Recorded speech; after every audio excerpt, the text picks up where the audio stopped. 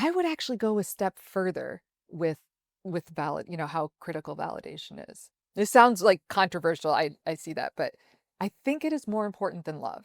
I think you cannot have true love in the absence of having been and having consistently been validated. Not being validated. Yeah. I mean, If there's not enough, if there isn't validation in the relationship, it's hard to feel love because if you don't feel accepted or seen, what does the person love? so love is not enough. No, you can love a facade, but that doesn't feel good. I can, Mm. create all these stories about myself and, filter this and filter that and get all sorts of likes and praise, which is a positive judgment. Praise says, I like how you look or I like how you perform. Validation says, I accept you independent of how you look or perform. In the absence of feeling seen, feeling accepted, it's hard to feel deeply loved. I mean, we haven't been vulnerable. We haven't shown ourselves, or we have, and the other person has been like, whoa, that's weird. And we shut that down, Yeah. right? And so they love the parts of us that we've shown or dressed up, but perhaps not the entirety of who we are.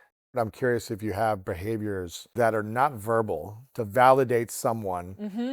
whether it be mimicking or copying. Is that a way to get someone to be more attracted to you?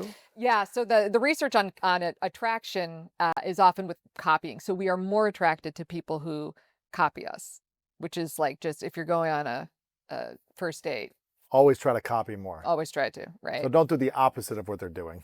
Right. Right. But like, Mimic don't more. be, again, as I said before, I give myself just this little cue, copy. That's it. Because if I'm like really dialed in on it, it gets awkward It's and too weird. much. It's too You're much. shifting when they're shifting constantly. Yeah, that's It's right. like, That's right. But again, we're naturally wired to do this. uh-huh. And so if you just kind of remember it in a moment, that's sufficient. Yeah.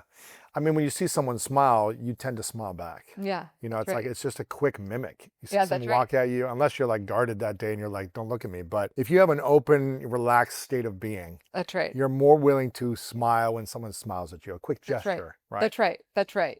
We see it as almost a common courtesy, Yeah. but it is at a deeper level. And when it's used more intentionally to kind of establish connection, Uh-huh. it can be used in those ways.